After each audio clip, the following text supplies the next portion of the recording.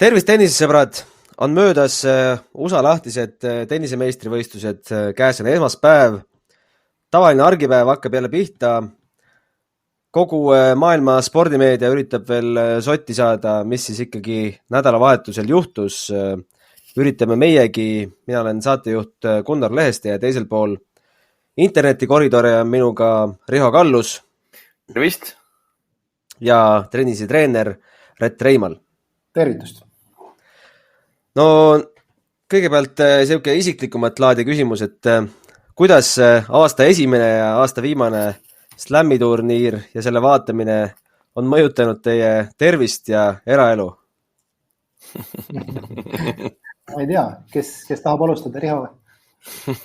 Riho just uhkeldas, et kell 11 ärkas alles. No kui sa sellist finaali vaatad ja neid emotsioone on praegu nii palju, siis ega peale sellist finaalmatši kohe magama ka ei saa jääda, nii et suhteliselt pikaks läks eilne öö.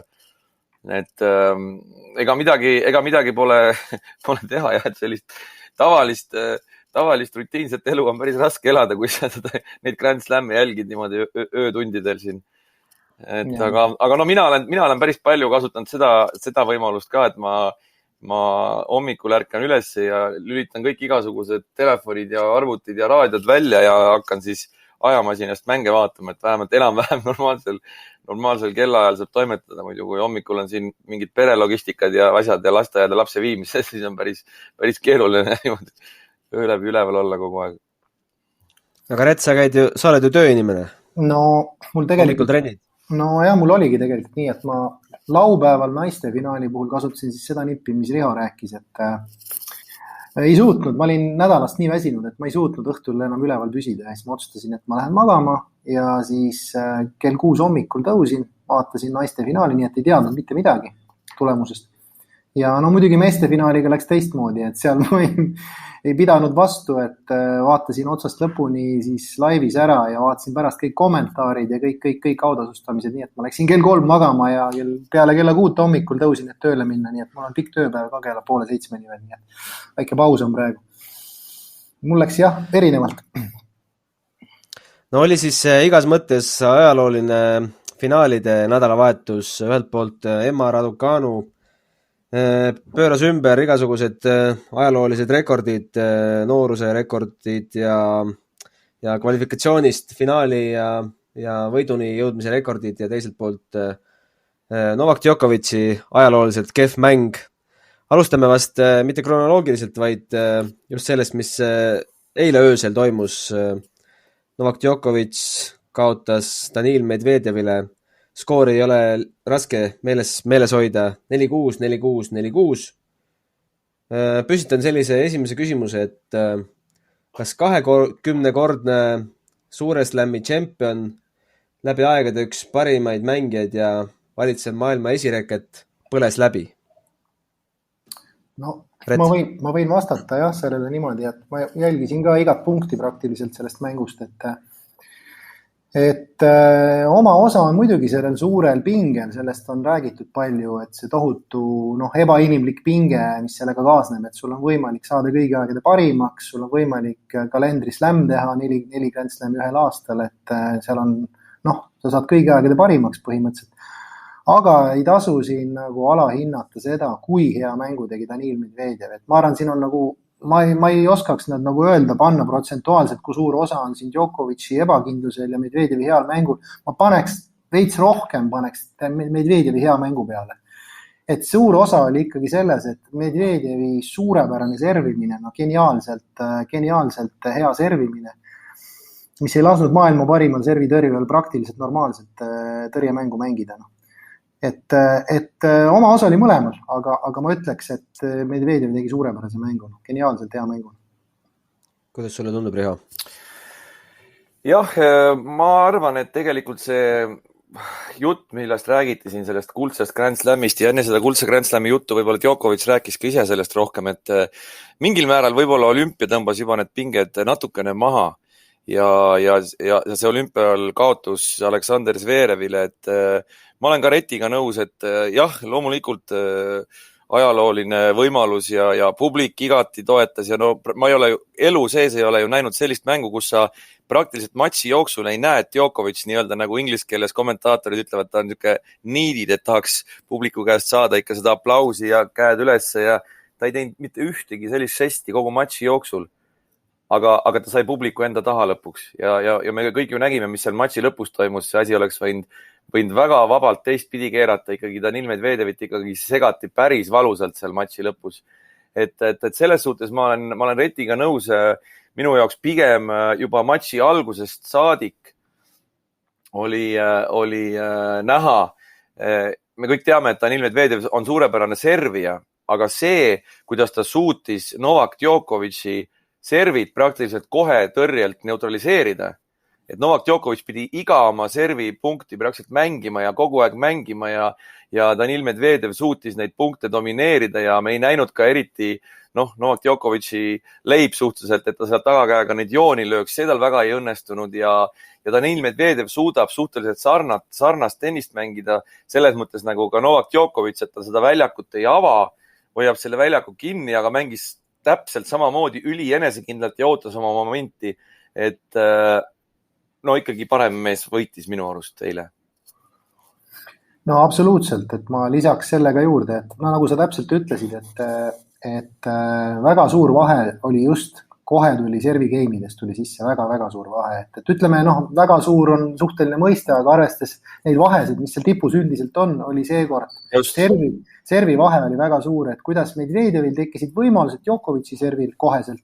Djokovic'il esiteks ei olnud esimene serv nii efektiivne seekord, võib öelda, et ta seekord võib-olla servi osas, mingil määral hüppas lati alt läbi, mis puudutab Djokovic'i enda servi õnnestumist ja täpsust ja esimese seri protsenti, esimesed serid võidetud punkte ja nii edasi, aga seal on oma osa ka Medvedevi suurepärastel tõrjetel, aga Medvedevil praktiliselt kogu aeg olid võimalused Djokovic'i servil, tekkisid rallid, hoidis selle mängu pikalt keskel ja väga agressiivselt ka lahendas neid punkti lõppe eeskäega, et praktiliselt tagakäega vigu ei teinud üldse, mäng oli üleüldse lihtvigade arv oli nagu niivõrd väike Medvedevil.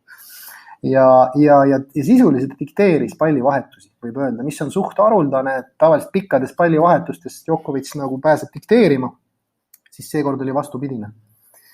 Nii et parem mängija, absoluutselt parem mängija võitis ja lõpus, nagu ütles Riho, oli lõpus tegelikult oli tõesti keeruline seis seal Medvedevil, et ta ise tunnistas ju pärast seal intervjuul, et matši järgsel intervjuul Vilanderile, et tegelikult ta oli isegi rohkem meile ei tundunud, et ta nii närvis võib-olla oli, aga ta ütles, et ta oli terve mängu ikkagi, ta oli mängu alguses närvis, eriti oli ta lõpus ja lõpus oli isegi oht, ta ütles, et tal olid kerged krambid seal, et kui ta poleks seal 5-4 peal, kolmandas oli ta ju vist, kui ma eksi, 5-1 ees lausa. Just. 5-1 peal tal need krambid tekkisid, jah. No ja siis 5-4 peal ta ütles, et kui seda servigeimi poleks kätte saanud, siis ta ei tea, ta ei ole üldse kindel, mis sealt edasi oleks juhtuma hakanud, nii et selles suhtes ta oli väga õnnelik selle üle, jah.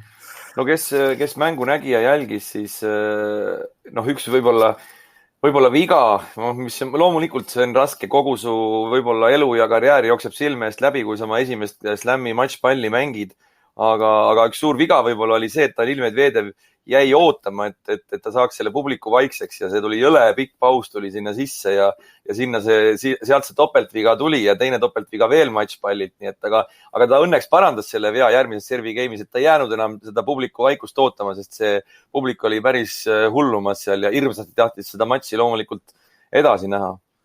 Aga teistpidi jälle ma ütleks, et ta tegelikult ju väga hästi tuli toime sellega, et kokku võttes, et jah, tuli topeltvead seal ja tuli ebakindlus mingil määral, aga ta tuli väga hästi toime ka sellega, kuidas sisuliselt hakati vilistama juba enne matšpallide alguses, enne kui ta üldse servima hakkas, et seal oli puu ja vilinad ja kõike, et väga raske. Väga raske. Müts maha tõesti, et ta sellega hakkama sai. Nii et super, jah. No üks asi on Danil Medvedevi esimene serv, aga see, mis ta tegi teise serviga, kas see näitab nagu natukene selle mehe mentaliteeti, et kõik või mitte midagi?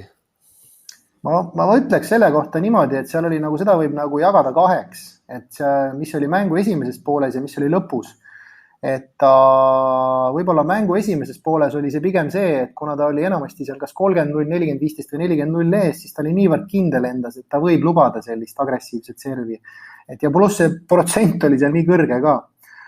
Aga lõpus ma ei ole nii kindel, et see oli see põhjus, et lõpus oli pigem see, et punkt lühemana hoida ja rütmi lõhkuda Djokovicil ja pigem nagu oli sealt nagu natuke teised põhjused sellel, miks ta niimoodi servis agressiivselt. Et nagu pigem jah, hästi lühikesi punkte mängida ja nagu pinge mängis seal suurt rolli lõpus, pigem ma ütleks nii. Ja no me nägime jälle ju ka sellise game'i ära, kus Danil Medvedev 0-40 kaotusseisust tuleb suurepäraselt välja. Et see näitab, kui palju tal tegelikult on ressurssi servil ja kuidas ta võib seda servi täpselt nii panna, nagu tal vaja panna on sellel hetkel.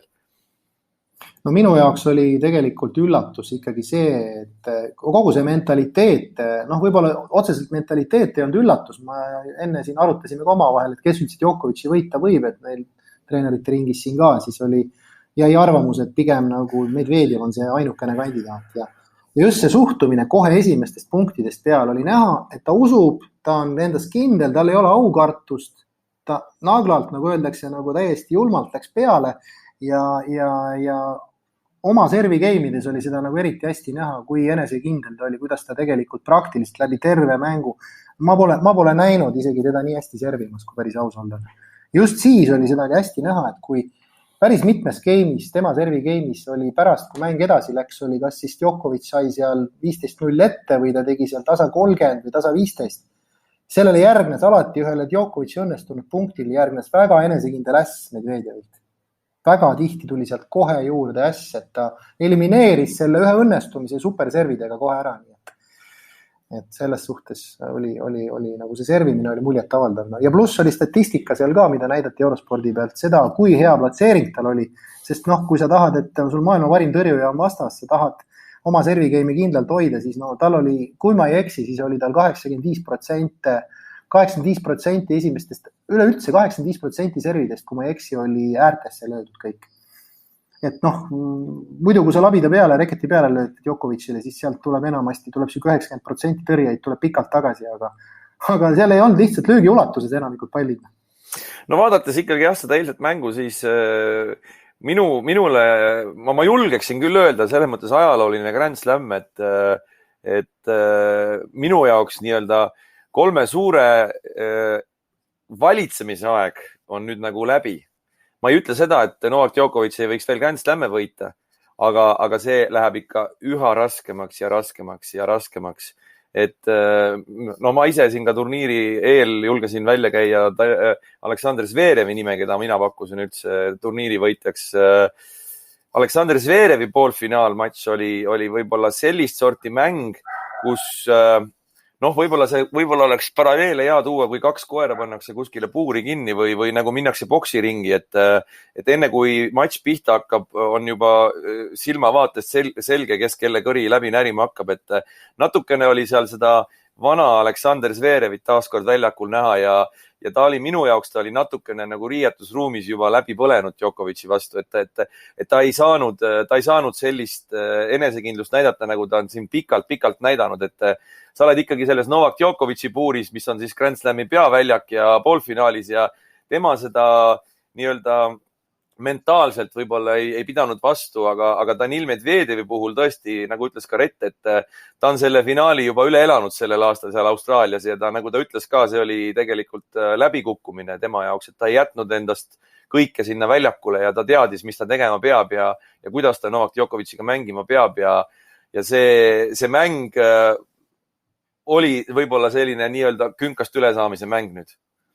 See oli üks huvitav tähelepanek, mille Medvedev ütles ka, selles mõttes huvitav, et mis puudutas mängutaktikat, siis pärast platsijärgses intervjuus ta ütles, et mängujärgses intervjuus siis ütles ta platsi peal seal, et Djokoviciga on väga raske sellepärast, et alati, kui me treeneriga mingi taktika paika paneme, siis reaalselt see ikkagi ei toimi, et reaalselt on vaja muuta seda suht kiiresti, et peab põhimõtteliselt mingiks 50 erinevaks variandiks valmis olema, et iga jumala mäng on nagu erineva iseloomuga, et seekord ta justkui nagu oli selleks valmis, et ta peab kiiresti mängu muutma ja ei saa lootma jääda mingile ühele kindlale mänguplaanile, nii et selles suhtes oli päris huvitav see kommentaar talle. Et No ühelt poolt, nii raske vastasega on tegemist. no ühelt poolt kindlasti Danil Medvedjevi hea mäng sättis selle lõppskoori selliseks, aga ikkagi, kui mõelda, miks Novak ei olnud üldse oma parimal tasemel, oli oma parimast tasemest kalendri kaugusel, siis mis need põhjused võivad olla? Novak ise ütleb, et jalad olid kuidagi kinni ja emotsionaalselt rasked 2 nädalat, aga jätab ta meile midagi ütlemata, mis ta arvab? No ma arvan, et kui ikkagi spekuleerida siin, et mis see siis on, et esiteks mina ei ütleks, et ta kalendriaasta kaugusel oma parimast mängust jäi. Esiteks tal ei lastud oma parimat mängu mängida. Ta mängis keskmise mängu, ma ütleks. Medvedjev mängis suurepärase mängu, Djokovic mängis oma mingisuguse siukse keskmise, millega ta tihti peale esimesi, teisi, kolmandaid ringe võidab Grand Slamidel. Aga täna ilmselgelt sellest ei piisanud, ta oleks pidanud hästi mängima, hästi ei saanud mängida. Aga üks põhjus, ma arvan ikkagi loomulikult, see on nagu siin kommenteerisid ka Eurospordi spetsialistid, et see on ikkagi ebainimlik surve, mis kaasneb kõige sellega Grand Slami, ühesõnaga siis kuldse slammi tegemine, kõigi aegade parima tiitel, me võime rääkida mida iganes, aga see istub kuklas kogu aeg ja ma arvan, et see kindlasti mõjutas, ilmselgelt see mõjutas tema sooritust. Jah, ma olen ka selles mõttes nagu Retiga nõus, et siin on räägitud paljudest asjadest matši eel, võrreldi seal, kui palju on Djokovic väljakul olnud ja kui palju on Medvedjev väljakul olnud. Seal vahe oli vist 17 tundi ja 11 tundi millegagi, et Djokovic ju praktiliselt kaotas ju kõik ringid, esimesed avasetid ja et võib-olla on väsimuskontides ja kõik see nelja Grand Slami võitmine ja nii edasi, aga ikkagi kõige suurem surve, mis sul tekib, on ikkagi see, mis mees sul teisel pool võrku on. Ja põhiline põhjus, miks ta selle mängu kaotada, on ikkagi see. Ta on niivõrd professionaalne mängija. Me oleme näinud ju sellel aastal turniire, kus ma vist ei mäletagi, kus see turniir oli, kus oli vihmane päev ja mängiti veerandfinaal ja poolfinaal jutti. Djokovic mängis 5-6 tundi järjest tennist ja järgmine päev tuli finaali ja mängis perfektse matši. Et Djokovic'i puhul ma nagu väga ei usu sellesse, et see nüüd oleks nagu määrav. Määrav on ikka see, kuidas vastane mängib ja lihtsalt Danil Medvedjev mängib niivõrd suurepäraselt ja suudab juba Novak Djokovic'i mängu lahti hammustada, midagi ei ole teha. Ka pikkades pallivahetustes. Just, ja me võime vaadata ka seda, et tegelikult nende omavahelised mängud on nüüd hetkel juba 5-4 Djokovic'ile. Medvedjevil oli see juba 4. kord võita Djokovic'i. Tähendab, et see ei ole tema jaoks nagu, loomulikult suur vahe on kas 3 paremas või 5 paremas. Aga kui ma ei eksi, ta vist nüüd vahepeal võitis teda kas 2 või 3 korda järjest võitis Djokovic'i Medvedjev. Nii et see näitab, et ta on selleks võimeline olnud juba varem ka. Jah, ja nüüd on see tehtud ka Grand Slami finaalis, mis on nagu veel omakorda täitsa teistsugune nii-öelda võit. Nii et selles suhtes tuleb lihtsalt nagu selles suhtes, ma arvan, et väga keerulises olukorras oli Djokovic, oli väga raskes olukorras, et seda normaalne inimene, ega seda ei kujutagi, me keegi ei kujuta seda täpselt ette, et millega tema toime peab tulema ja millega tema perekond pidi toime, treenerid, kogu see staff, kogu selle viimase perioodi jooksul, et uskumatu, et ta nii kaugele jõudis, see on minu jaoks nii või teisiti uskumatu, et ta üldse nii kaugele jõudis, aga loota nüüd, et jah, tegelikult mul endal oli kogu aeg selline tunne, et ma oleks nagu olnud tegelikult üllatunud, kui ei oleks näha olnud mingisugust mentaalset survet ja pinget Djokovic'i mängus, ma oleks olnud väga üllatunud sellest. Jah, nagu Rett ütles, et tegelikult kui on omavahelised mängud on küll 5-4, aga kui me vaatame puhtalt viimase 2 aasta omavahelisi mängu, siis tegelikult on need 4-2 Medvedjevile, nii et mäletame ju ka aasta lõpu finaalturniiril, kuidas Danil Medvedjev mängis ju väga korraliku matši ja 6-3, 6-3 sai jagu Novak Djokovic'ist, nii et viimased 2 aastat ongi omavahelised mängud on juba Danil Medvedjevi kasuks olnud. Jah. Riho siin mainis juba neid esimese ringi kaotusi Novakil US Openil. Torkan siia ühe fakti vahele, et Djokovic oli 132 aasta jooksul esimene mängija, kes jõudis slammi finaali niimoodi, et 4. järjestikuses matšis tuli 0-1 kaotuse just välja. Nojah, see räägib kindlasti, selles suhtes on sul nagu point on jutus sees, et loomulikult mõjutas mingil määral selles mõttes, et puht füüsiliselt jah, oli koormust rohkem kui tavaliselt. Me ei tea täpselt, ei paistnud kuskilt välja, et vigastatud kuidagi moodi oleks olnud. Kuigi olümpial me teame, et oli probleeme ja ta tegeles seal taastusraviga ja kõigega, aga mingi osa selles loomulikult on, et üks mängija oli väljakul 6 tundi vähem kui teine, selge see.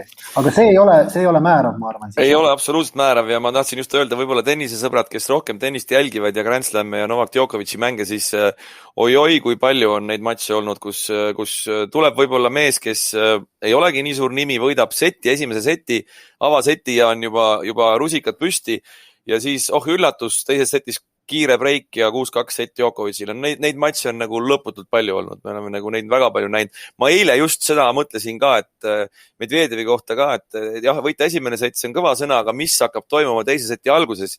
Ja kui nüüd teise seti alguses peaks breik tulema, siis see on üli määrav ja oluline, kuidas ta nüüd hakkab seda teist setti mängima ja ta suutis selle breigi sealt võtta kohe. Neid matše on nii palju olnud Djokovic'il. No just, et väga ilmekas näide on ju see, et selles finaalis toimus breikimine Medvedjevi poolt kõigi 3 seti alguses. Kohe. Just, mis on nagu kindel ikkagi, jaa. Kõigi 3 seti alguses ta kohe murdis Djokovic'i servi. See on päris märgiline. Olete nõus, et tegelikult teises setis oli lähedal, et see matš oli vist Djokovic oli 1-2 taga.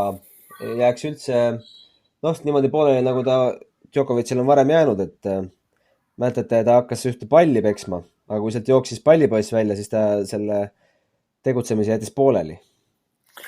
Pallitüdruk vast isegi. Ja ta tegi nagu ta oleks reketit tahaks nagu visata, aga ta tegi lihtsalt selle liigutuse sinna pukikohtuniku suunas natuke, kuna seal oli see situatsioon, kus muusika pandi mängima, ta oli murdepall, muusika pandi mängima ja ta sellepärast punk katkestati ja anti uus esimene serv Danil Medvedjevile. Tegelikult ta tegi selle natuke nagu pukikohtuniku suunas, et see pallipoiss sinna jooksis peale. Aga eile me nägime ka reketi purustamist ja selliseid asju. Kuigi mina ütlen, et ma isiklikult eilse mängu põhjal nähes Novak Djokovic'iga pisaraid puistamas ja kuidas ta eile käitus ja oli väljakul, siis mulle see kõik väga meeldis ja minu arust ta on nagu ka isiksusena võib-olla sammu edasi teinud jälle, et peale sellist kaotust ta võib-olla veel imesid korda saata peale sellist kaotust. Absoluutselt, see kõik, kuidas ta emotsionaalseks muutus ja ta võitis kõvasti fänne juurde praegu sellega, et käitus nagu suur meister ja pärast, me ei teagi, mis sõnu nad seal vahetasid omavahel Medvedjeviga, aga rääkisid veel vahetult käesurumise ajal seal pikalt ja siis kõik see publiku poole pöördumine, et ta pole elus tundnud sellist toetust kunagi, et see läks talle väga sügavalt hinge, nii et ta, ma arvan, võitis kõvasti fänne juurde endale. Ja muidugi Danil Medvedjev ütles ka siis lõpuintervjuus välja, et ma pole seda mitte kunagi mitte kellegile öelnud, aga minu jaoks oled see läbi aegade parim mängija. Mina muidugi sellega nõustuda veel ei saa, aga müts maha. Suured sõnad. See on nüüd vaieldav natukene, aga ega ausalt öeldes, kui vaadata erinevaid rekordeid, mis tema nimel on, näiteks mitu nädalat maailma esireketina ja veel palju muid rekordeid. Ta on võitnud kõik Masters-sarja turniirid, kui ma ei eksi. Ja veel mõningad niisugused asjad, mida ei ole teinud Federer ja Nadal, et põhimõtteliselt minu jaoks ta tegelikult on juba kõigi aegade parim, aga seal on vaidluse koht alati. Ja... seal on veel et mida mõõdetakse ja mida võrreldakse, et võib-olla kui kõik ATP tiitlid kokku lugeda, siis on veel minna ja midagi sellist, aga need on sellised, kõik on subjektiivne ja suhteline et muidugi oleks ta selle 21. Grand Slami lukku löönud, siis jutt on lõppenud, seal ei olegi midagi rääkida, kõik käib ikkagi, tennis käib slammi võitude peale ja see on number 1 asi, kõik muu ei maksa mitte midagi. Aga jah, see tõenäosus, et ta veel võidab Grand Slami on siiski suhteliselt, ma pakuks ikkagi vähemalt 50%, kui mitte suurem, et siis tõenäoliselt ta kõige parimaks nii või teisiti saab kõigi arvates. Nii. Minu jaoks kõige võimsam hetk ikkagi oli see viimase seti, kui ta võitis oma servigeimi, oli seis 4-5 ja poolte vahetuse ajal puhkes nutma, et ei suutnud oma silmi uskuda korralikult. Ma arvan, et viimati sellist nutmist nähti sellel väljakul Naomi Osaka poolt, siis kui tal see kuulus finaal Serenaga oli. Jah, selline juhtum oli ka, jah. Et sellist asja, ma mäletan, tuleb meelde Austraalia lahtistel, kui Federer nutma puhkes, kui ta vist, kui ma ei eksi, see oli vist Nadalile kaotus äkki Austraalia lahtistel, kui Federer puhkes nutma. vist oli ka, see oli kas 2000, ei mäletagi, kas 2011, mis aasta see oli. Aga jah, ei noh, see on jällegi inimlikult jällegi, ma ütlen, et need rikastavadki kõik seda tipptennist ja seda tippsporti ja kogu seda. Ma ütlen, et kogu see US Open oli seekord niivõrd eriline üleüldse, et publiku mõttes ja nende mängijate mõttes ja noorte pealetung seal finaalis, mis me, noh, kui nüüd naistest rääkida, et see oli uskumatult põnev US Open ja iga aasta ma vaatan, iga aasta ma imestan, et kas saab veel paremaks minna see tase ja läheb ja läheb ja läheb. Iga aasta imestad, kuidas see tennis areneb, aasta-aastalt läheb võimsamaks ja kuidas need tipud lähevad paremaks kogu aeg, kuigi nad on 30+. Et see on uskumatu lihtsalt. Jah, ja ma usun, et sellele pisara kindlasti tõi ka esile see, et esiteks ju kui kaua tennis on oodanud tagasi publikut ja täismaja ja me oleme ju näinud, siin on turniire, kus on ju täitsa surnuaiad eelmise aasta finaalid ja nii edasi. See kõik on päris kaua kestnud ja kuidas osad mängijad, kes vajavad tohutult seda emotsiooni ja energiat, noh, toon näited siin Nick Kyrgios, Monfils, võib-olla Benoit Paire, kes praktiliselt kukkusid täiesti ära, kui tuli see koroonapandeemia aeg ja nüüd, noh, praktiliselt võib-olla esimest korda me nägime ju maailma suuremal areenil täiesti täismaja ja see publik samamoodi tunneb sellest ju puudust, tükk aega on puudust tundnud, et saaks taaskord normaalsusesse naasta, nii et see kõik kokku ja sellist publiku toetust Novak Djokovic isegi ütles, et tal ei ole olnud kunagi. Et ega ei kujuta ette, mis tunne see võiks olla tema nahas. Enne kui me naiste juurde lähme, siis küsin sellise retoorilise küsimuse võib-olla, et me nägime, kui raske see kalendriaasta suure slammi tegemine ikkagi on, et viimati 69 Rod Laver sai sellega hakkama. Pärast eilset matši, olles seda näinud, mis te arvate, kas keegi üldse veel meie eluajal saab sellega hakkama ja kas see võiks olla veel Novak ise? No ma arvan, et Novak ise vaevalt, et see oli tema suur võimalus nüüd praegu, et seda on natuke keeruline uskuda, et sellist asja Novak ise ja üleüldse keeruline on praegu näha, et keegi noortest suudaks sellise tiheda konkurentsi juures, teades, kui palju häid noori tuleb peale jätkuvalt. Võtame kas või selle sama Alcarazi, mis siis, et jah, Medvedjevi kohta võib juba nüüd öelda, et ta võib olla järgmine selline maailma esireket, järgmine domineeriv mängija, aga vaevalt, et ta saab niimoodi domineerida. Raske öelda, aga elus on igasugused huvitavaid asju juhtunud, nii et selles suhtes välistada ei saa. Aga pigem on see vähetõenäoline. No ja võib-olla mis nagu Danil Medvedjevist rääkida, siis mis oli julgustav märk ja mida Danil Medvedjev on ju ise kogu aeg rääkinud, et ta ei suuda tennist liival mängida. Me ju nägime seda kõik, et ta suudab väga hästi liival tennist mängida. Et küsimus on selles Prantsusmaa lahtistes, et Danil Medvedjev ju suutis ju sellel aastal ikkagi fantastiliselt hea turniiri mängida, veerandfinaali välja ja kõik on võimalik ka liiva peal, rääkimata loomulikult kõvakattest ja Wimbledonist, et miks mitte, võib-olla Danil Medvedjev on selleks ühel hetkel võimeline, aga loomulikult mida aeg edasi, kogu aeg, eile ka ju praktiliselt kogu aeg näidati Rod Laverit kaadris loomulikult selle põhjusel, et kas nüüd see rekord üle lüüakse, et mida aeg edasi, seda raskemaks see läheb. Ja kui, ma julgeks ikkagi öelda, et kui Novak Djokovic aastal 2021 teeb 4 kalendriaasta slammi võitu versus aasta 69, siis need on ka juba võrreldamatud asjad omavahel. Teades, kuhu see tippsport on jõudnud tänaseks, et see on, tegelikult on see ikkagi fenomenaalne ja uskumatu hooaeg, mis Novak Djokovic on näidanud juba sõltumata sellest eilsest matšist. Arvestades seda, et küll jah, praegu kui Federer on juba 39 või kas ta nüüd on juba 40 või 40 sai juba augustis, jah. Jah, see on nüüd 40 ja Nadal on ka vigastatud, et kui arvestada veel seda, et ta üritas kuldset slammi teha ajal, kus kõik tipud, kõigi aegade parimad on koos, mängivad sisuliselt sama ajastu, siis see on veel erilise väärtusega, nii et pluss noored tulevad väga jõuliselt peale, et nüüd on juba noored jõuliselt peale tulemas, et nagu kogu see kompott on niivõrd tugev praegu, et selle kompoti sees nagu nii-öelda teha seda kuldset slammi on uskumatu asi tegelikult, mida paljud ei hoomagi üldse.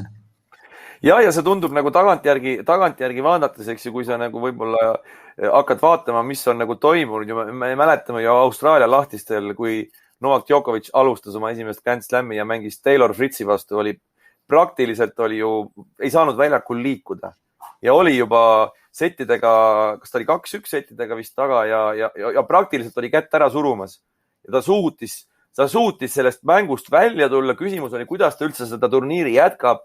Ta võidab selle turniiri, siis ta läheb Prantsusmaa lahtiste finaalis, on 2-0 settidega taga, suudab välja tõmmata 5 parem ja lõpuks tundub see kõik justkui nagu, et nii võikski olla, aga tegelikult see teekond on ju meeletult raske olnud. Absoluutselt, jah. Et tol korral jah, Austraalia lastel mulle tundus, et ta jääb turniir igal juhul pooleli, aga ei. No mul oli sama tunne täpselt, jah. Nii on. No kui meeste finaalis mängisid meil esimene ja teine asetus, siis naiste finaal oli 18-aastase Briti ja 19-aastase kanadalanna vahel. Emma Raducanu võitis 10 matši järjest kvalifikatsioonist tulles, settigi loovutamata ja võitis selle finaali ka veel 6-4, 6-3. Et kellelgi kommentaare Emma Raducanu kohta, et... No mul oleks päris palju kommentaare. Mul oleks päris palju kommentaare. Et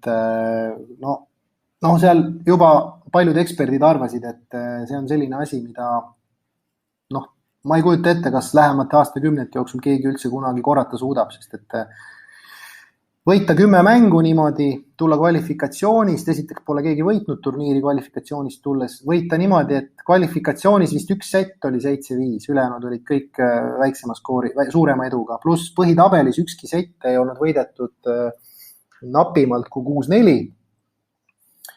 Et see on täiesti uskumatu, aga uskumatum veel, kui see saavutus ise on muidugi uskumatu, on ka tema mäng, et selles mõttes võib-olla uskumatu on palju öeldud, aga see mäng ise on nii küps ja niivõrd mitmekülgne ja niivõrd nagu siis, kuidas nüüd öelda, selles mõttes väga, võib-olla isegi, teda on võrreldud natukene isegi mingitest elementidest Djokovic'i endaga. Milline liikumine, milline kaitsemäng, milline tasakaal, balanss ja mängu lugemine, serv näiteks, et põhimõtteliselt nagu täispakett, et finaliste mõlemaid võrreldi, et nad on nagu täiesti valmis mängijad, et seal ei olegi, seal otseselt selgelt nõrku kohti ei olnudki kummalgi.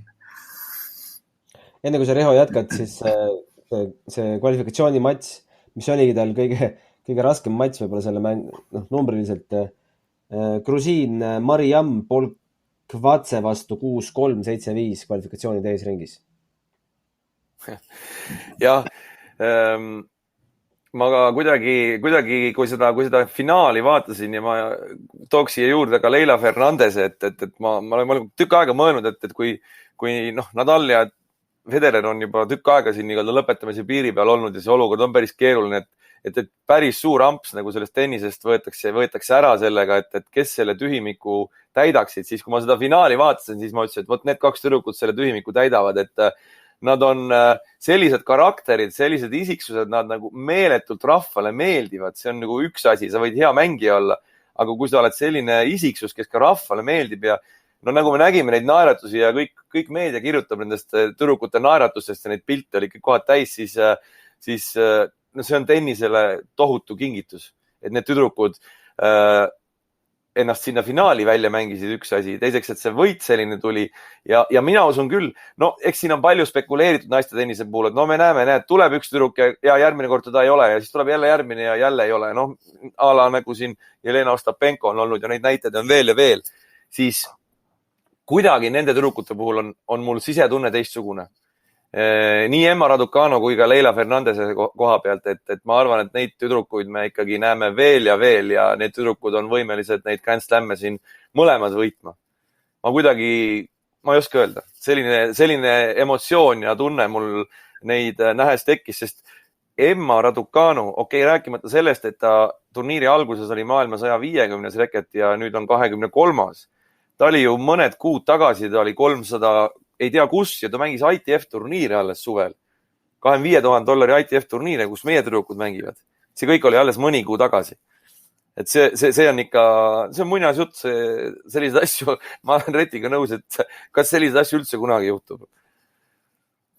Aga jah, see mäng ise, mismoodi ta mängib, et kogu see mäng on nagu väga-väga muljetavaldav, et üleüldse, kuhu naiste tennis liigub, et see näitab ka seda, kuhu poole ta liigub, et kes tahab edaspidi Grand Slamme võita, praegusel hetkel võib julgelt öelda, et sisuliselt ma ei kujuta ette, et Serena Williams võidaks, praegu see on nagu justkui natuke nagu eilne päev juba, et väga raske on ette kujutada, mismoodi Serena Williams Grand Slami veel võidaks, et see uus põlvkond, seal on reaalselt milline füüsiline võimekus selles osas, et milline liikumine, milline tasakaal, milline koordinatsioon, selles mõttes, et kui vaadata Raducanut, kuidas ta oskuslikult suutis vastaseid tasakaalust välja viia, niivõrd targalt, niivõrd õigel hetkel, et see oli nagu kliinilise sellise järjekindlusega kogu aeg. Ja pluss samal ajal, kui teda üritati tasakaalust välja viia, siis see enamasti ei õnnestunud vastastel. Ta oli suuteline niivõrd kiirelt suunda muutma, niivõrd nagu sujuvalt, niivõrd heas balansis püsida, et minu jaoks see oli nagu eriti muljetavaldav. See, mismoodi tema tasakaalu säilitas väga kõrge tempo juures, kiirelt suundi muutes.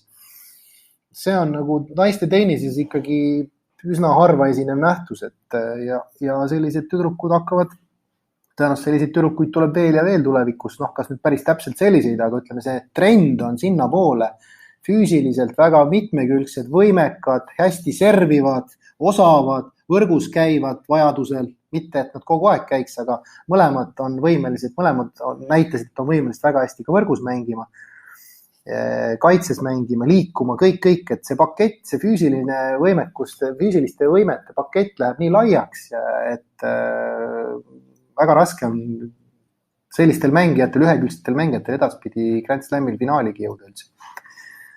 Et see on nagu täitsa uus trend, uus suund, mis on juba mõnda aega kestnud tegelikult, aga ma arvan, see läheb aina rohkem nagu siis laiemaks läheb kogu see trend.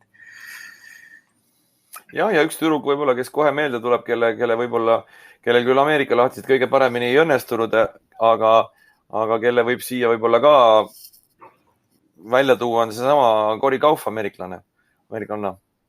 Absoluutselt, et seal on sellest põlvkonnast, võtame seesama Iga Swiatek ka tegelikult.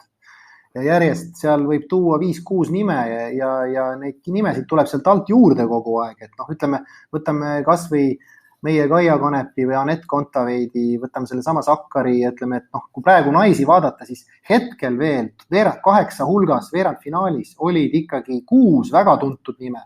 Kõik selgelt nimekad, tituleeritud, väga tuntud mängijad ja 2 täiesti uut nime. Aga ma arvan, see asi hakkab muutuma kindlasti lähemate aastate jooksul, et sealt tuleb neid uusi noori peale ja võib-olla juba aasta-2 pärast on pilt seal veerandfinaalides teine juba.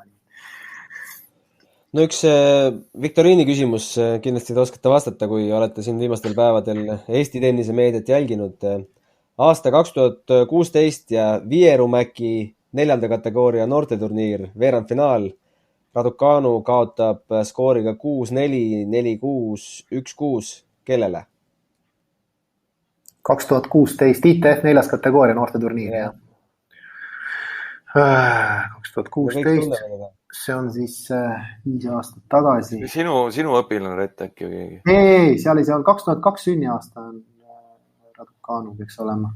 Et seal sai olla meie Eesti tüdrukutest, keegi meie Eesti tüdruk oli see siia, kellele kaotab. No kes 2016? Ei, no seal saab olla kas Tšeklistova näiteks või kui on sama vana tüdruk, Plakk, ma ei kujuta ette, kas Plakk sai võitu. Maria-Lotta Kaul. Kaul oli, 2000 tüdruk hoopis. Ja, need on alati sellised hästi kahtepidist emotsiooni tekitavad, et neid numbreid ei maksa liiga palju vaadata. Maria-Lotta Kaul minu teada täna võitis ja mängib $25,000 turniiri kuskil. Nii et hoiame talle pöidlad pihku, aga ei maksa liiga palju neid juunioride numbreid meelde tuletada. Siis tuleb pisar silma. Kenneth Raisa puhul sama juttu on räägitud ju kõik, kellega, kus ja mida ja noorte klassis, aga Ja see näitab, et kui kõiki asju õigesti teha, siis 5 aastaga võid olla slammi võitja. No näed, isegi ei lähegi nii kaua. Ei, selles suhtes. Tuleb välja, et ei lähegi nii kaua. Kui suvel mängid alles ITF-i ja näed, septembris oled juba Grand Slami võitja. Loomulikult tehakse väga paljusid asju õigesti ja tehakse väga professionaalsel kõrgel tasemel ja vaieldamatult on, Gunnar, sinu jutus on tõetera sees. et loomulikult on oma osa, väga suur osa järjekindlal, sihipärasel, teadlikult õiges suunas tehtud tööl. Loomulikult, aga tegemist, ma mäletan, nii palju kui ma mäletan, Raducanu oli juba siis peeti lootustandvaks ja väga andekaks mängijaks. Mitte, et meie noori ei peetud, on ju, aga ütleme nii, et jah, et ta on kogu aeg olnud seal, ütleme siis, Inglismaal on seal, ütleme siis, tenniseliidu huviorbiidis olnud. Temast on loodetud juba mitmed aastad tagasi kindlasti ühkoma teist. Ma olen lugenud, et miks me võib-olla pole Raducanus kuulnud varem suuremat läbimurret, ma ei tea, 15-16 aastaselt, et talle isa soovis väga, et tütar panustaks paralleelselt ka haridusse, et tal oleks tulevikus mingi backup plaan. Just. Et võib-olla kui oleks kohe tennisele keskendunud, oleks läbimurre veel kiiremini tulnud. No ma kuulsin sellist asja, et vist kui ma ei eksi, oli ta olnud lausa, nii uskumatu kui see ka pole, kas mitte 15 kuud täiesti tennisest eemal selleks, et korralikult kool ära lõpetada. Et 15 kuud täiesti eemal, võib-olla mängis mingil määral väikse koormusega, tõenäoliselt, aga tõsisest tennisest, tipptennisest eemal. Ma ei tea, kui keegi pani tähele, siis tegelikult ka Raducanu treener väga hindas seda ja ütles, et selle Grand Slami võidul mängib väga olulist rolli see, et ta oli just koolis väga head tulemused teinud, mingi A-kategooria peale mingid tulemused teinud, et väga olulist rolli mängib see, kui tubli ta on koolis. Et treener ütles ka mitte, et me oleme tennisest midagi ära võtnud ja tegeleme haridusega, vaid vastupidi. Et ta tervikuna on see, kes ta on, et ta on niivõrd täiskasvanud, kui sa kuulad ka tema intervjuusid, 18-aastased ei anna selliseid intervjuusid tavaliselt.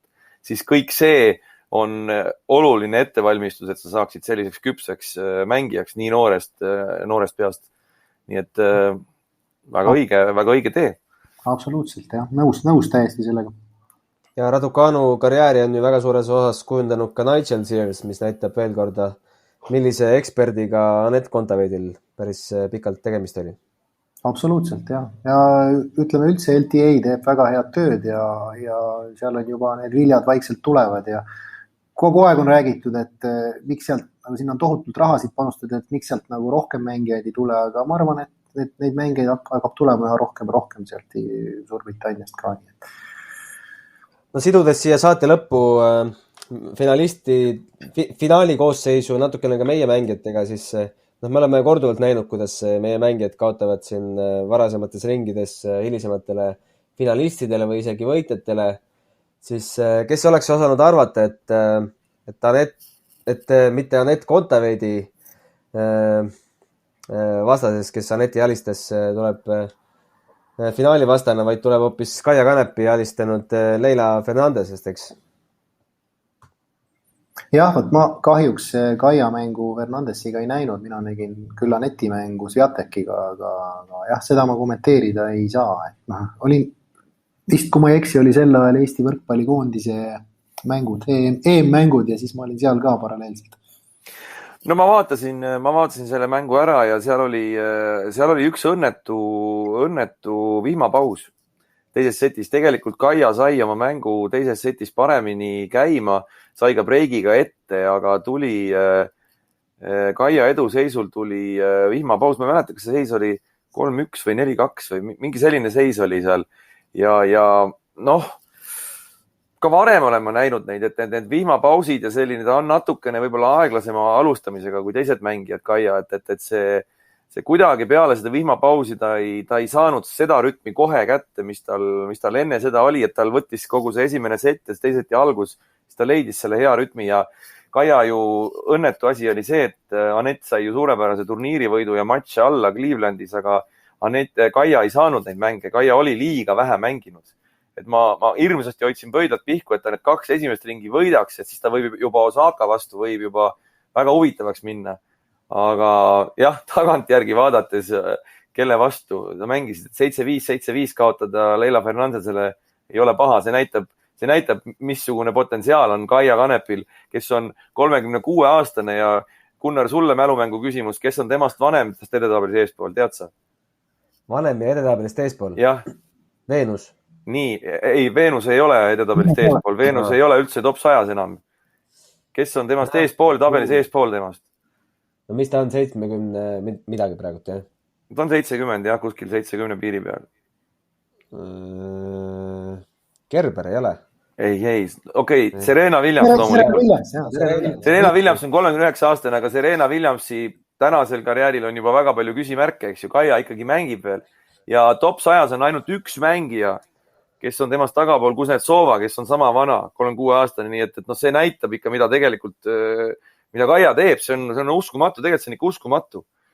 Ja ta suudab mängida sellise tõrukuga sellise matši ja praktiliselt ei olnud jälle Kaia ei olnud saanud alla mänge, mis oli kõige suurem küsimärk. Et ma loodan, et me näeme teda veel. Aga millisena jäi teile meelde Anett Kontaveidi lahing Iga Swiatekiga? Võidunumbrid Poolataril 6-3, 4-6, 6-3. Mille taha võis jääda? Seda mängu ma ise nägin, et seal kui päris aus olla, ega Anett tegi selles mõttes arvestas seda, ütleme siis nii, et Anett tegi väga hea mängu tegelikult kokkuvõttes. Aga millest seal nagu puudu jäi tõenäoliselt ongi see, et natuke mitmekülgsusest, sest et tegelikult oli nii, et mida võimsamalt Anett lõi, seda ma ei ütle, et paremini, aga ühesõnaga see aina võimsam ja võimsam löömine lõpuks efekti ei andnud Swiateki vastu. Swiatek oma füüsilise võimekuse, hea liikumise, hea reaktsiooni ja koordinatsiooniga tuli väga hästi toime selle tempo muutusega. Et Anett sisulist vahepeal lõi täiega, see mäng oli niivõrd kõrges tempos, niivõrd agressiivne, puhas siuke, tagajoonel selline paugutamine käis, et uskumatu. Aga seal oli ka üks huvitav näide, et Shelby Rogers võitis Ashley Bartit, kui te mäletate. Ja siis Shelby Rogers ütles ka niisuguse asja seal mängujärgsel intervjuul, et mulle tegelikult meeldib jube kõvasti lüüa. Aga Ashley Bartiga ma tundsin, mida kõvemini ma löön, seda vähem mul šanssi on. Ja tõmbas selliste top-spinnidega, kõrgemate pallidega, muutis rütmi, mängis võib-olla enda jaoks harjumatut mängu. Ja ma näen, et seal oleks Anettil olnud ka rohkem šanssi, kui ta oleks seda mängurütmi muutnud rohkem. Aga nüüd on küsimus, kas ta ise tunneb ennast väga hästi sellise asja juures, kas ta suudab, kui hästi ta suudab seda teha ja nii edasi, et kindlasti oli võimalus seda mängurütmi lõhkuda ja natuke teistmoodi mängides oleks võib-olla mingid võimalused olnud suuremad, aga puhtalt nii, nagu ta mängis nagu tõesti täiesti maksimumi peal, arvestades seda stiili, sealt enam paremini minu arust selles stiilis Anett ei olnud võimeline mängima minu arvates. Jah, me siin enne Ameerika lahtiseid Toomas Leiusega just oli arutelu ja Toomas Leius arvas ka, et Anett on võimeline Iga Swiatekit võitma. Et see ei ole sein Anetti jaoks, see kolmas ring.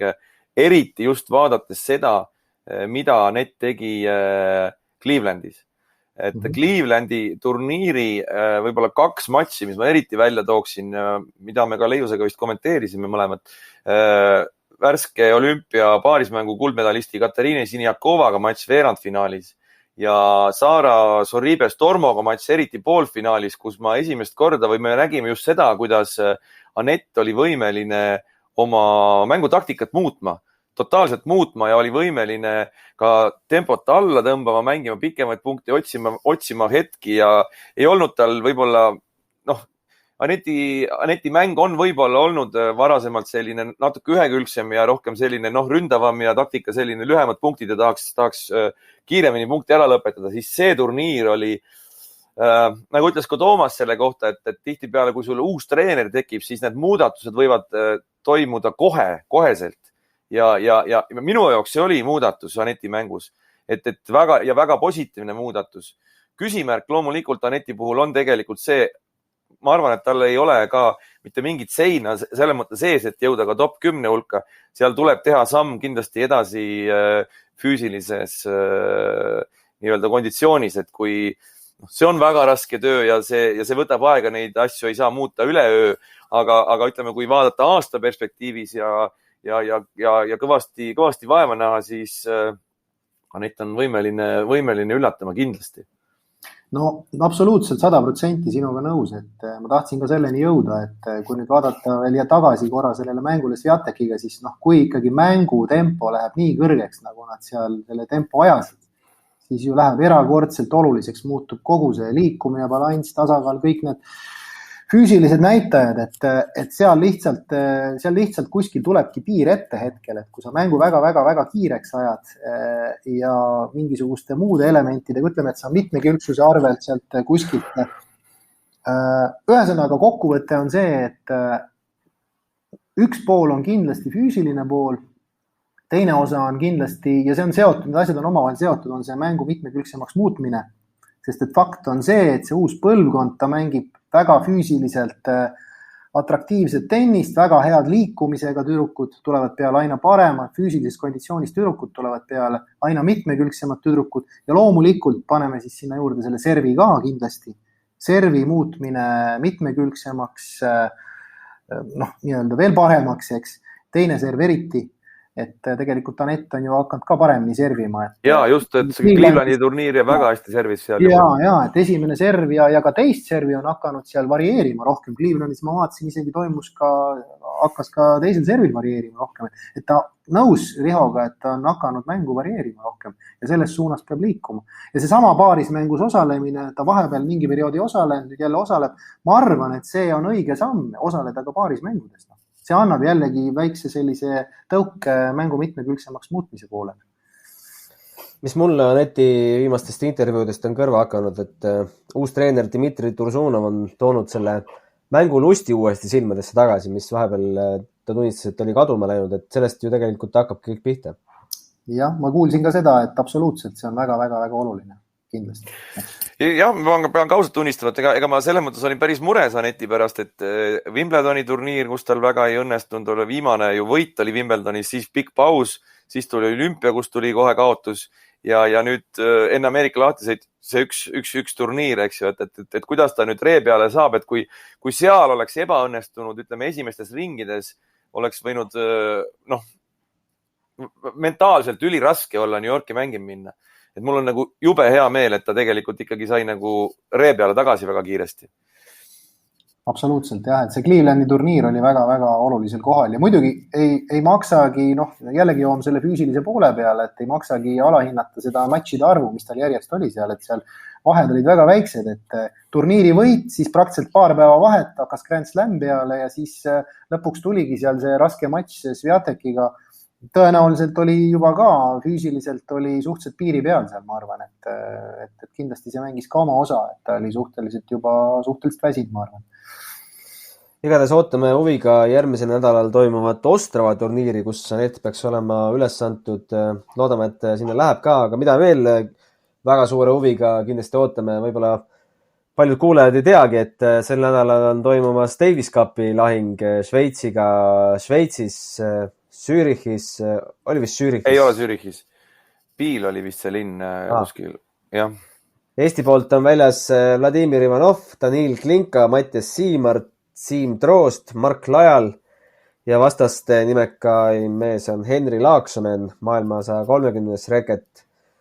Ja seal on veel top 200 ja top 300 olevaid mehi ja siis paarismänguks või siis, ma ei tea, varumeesteks toodud ka mehed 800 ja siis peale 1000, aga milliseks hinnata, Riho, Eesti võiduvõimalusi? No mäletan, et šveitslased Hustler Stricker võitsid just ATP turniiri paarismängus. Et nende pink on väga pikk ja need mehed on mõlemad ju noored mehed tegelikult. No Stricker on alles 2002 sünniaastaga. ATP 292 täna ja Hustler 96 noorem, natuke vanem, aga maailma 169, nii et need on juba väga kõvasti kanda kinnitanud juba siin ATP turniiridel ka need mehed, nii et meil on väga tõsised vastased. No, mind väga üllatas ja väga positiivselt üllatas Mattias Siimar Pärnu turniiril. See oli küll liiva peal, aga Mattias Siimar suutis ju suurepärase turniiri mängida, et ei oskagi öelda, väga raske arvata, kelle kapten otsustab seal üldse üksikmängus platsile saata. No Mark Lajali, vaatasin ka Mark Lajali mängu New Yorgis. Võib-olla ei jätnud kõige paremat muljet. Ma ei tea, kas te nägite seda matši, aga